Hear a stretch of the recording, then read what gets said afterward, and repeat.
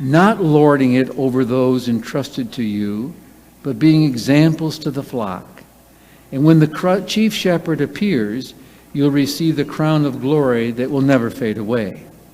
Young men, in the same way, be submissive to those who are older. All of you clothe yourselves with humility toward one another, because God opposes the proud, but gives grace to the humble. Humble yourselves, therefore, under God's mighty hand, that he may lift you up in due time. Cast all your anxiety on him, because he cares for you. Talking to you this morning about turning around.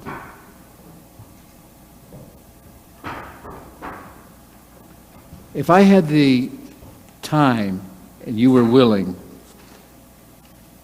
on maybe 6 successive Sundays, to have everybody come and stand and tell your story about the problems and the pain and the things you've gone through to get to where you are, we would all be amazed at everybody's story. Wouldn't we? We really would. We only get snippets of people's life. But to hear the story from the person themselves of what I've had to go through, not crying, but just saying, this is what I've gone through, and this is what it's done for me. I think it would be one of the most changing things that we would ever experience. But it's very difficult for people to be so open and so honest about ourselves, is it not? The reason that we are hesitant to talk about ourselves is because we don't know what the consequences will be. Maybe I will not be accepted, I will not be liked, and so on. So we reserve an awful lot of ourselves and hide it away. And that's why we have so many problems, because we never deal with issues. We never get up in our life at some point and say, this is what I've been for 42 years. Right now I'm going to turn around and I'm going to start going in another direction. It's hard to turn around. Once you've been in a fixed position for a long time, I know it. It's hard to turn and start anew. We're going to have the Reese Cousins reunion at my house next Saturday.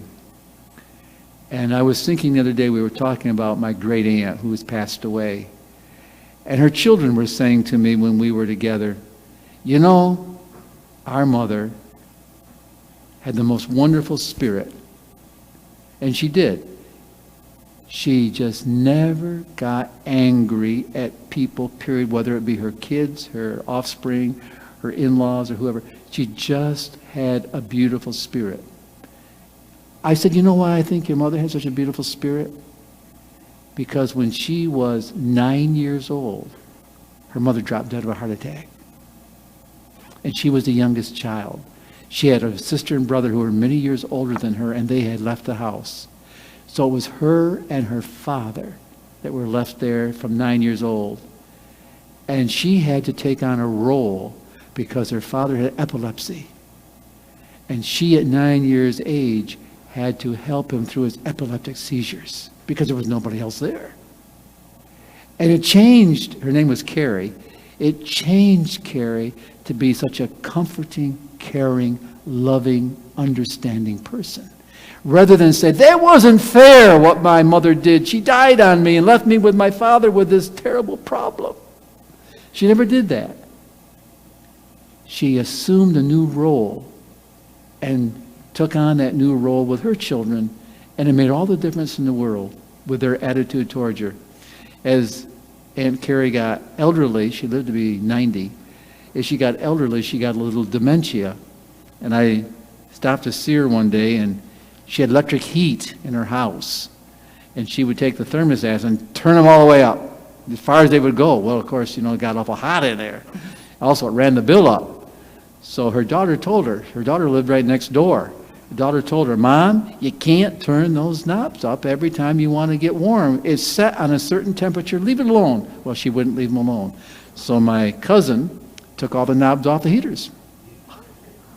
So I went to see her one day. She said, I know you think my daughter's a lovely girl, but she's not. She keeps me in the cold.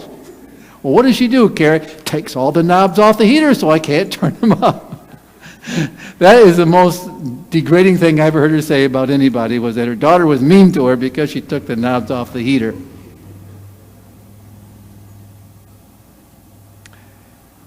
To hear somebody else's story about what's happened in their life gives us new insight, not only into ourselves, but into life in general. And we find out about what judgment is like, dislike, rejection, because it's so easy to get into those areas where we don't like somebody because, and a lot of it's petty stuff, isn't it? A lot of our dislikes is petty. It's not serious issues. It's little petty things that we get so caught up in. And we need to get free of that stuff so that we can go on and become who we were created to be. You know, if you listen to one another, that's spiritual. Did you know that? Do you listen eye to eye, face to face with people when they talk to you about whatever? Or are you...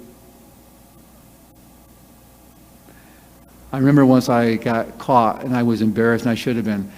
A woman was very upfront with me, and she was talking to me, and we were in a crowd, and I was looking at other people. She said, "You're paying no attention to me."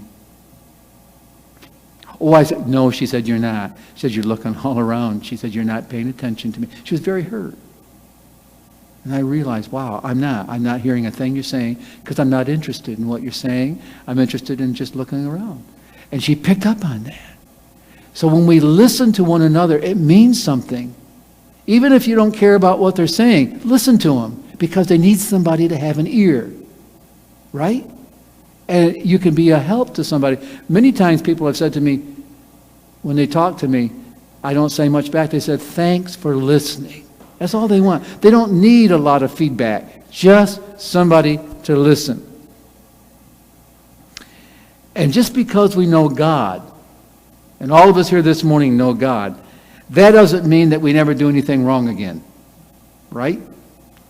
You want to read the Bible and find out how many of the people that followed God didn't get it all straightened out overnight.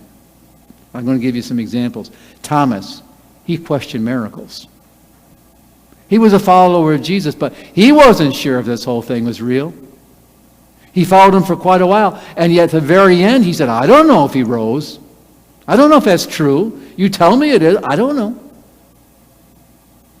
Peter lied before he met Jesus, and he continued to lie, didn't he?